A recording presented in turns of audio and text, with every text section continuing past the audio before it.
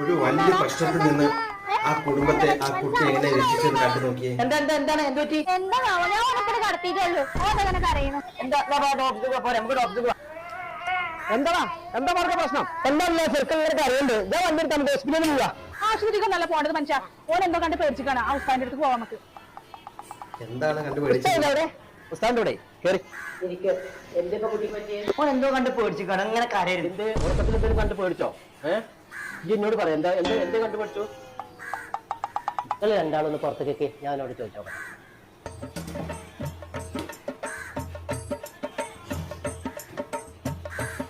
ആ കുട്ടിന്റെ പലണ്ട് വിളിച്ചാൽ ഓനിക്കിപ്പോ യാതൊരു കുഴപ്പമില്ല. ഓ പല രക്ഷപ്പെടുത്തിക്കാണ്. ഓൻ അവിടെ കടന്നപ്പോഴേ അന്റെ ഫോൺ അന്റെ പെണ്ണുങ്ങൾ എടുക്കണോ കണ്ടു.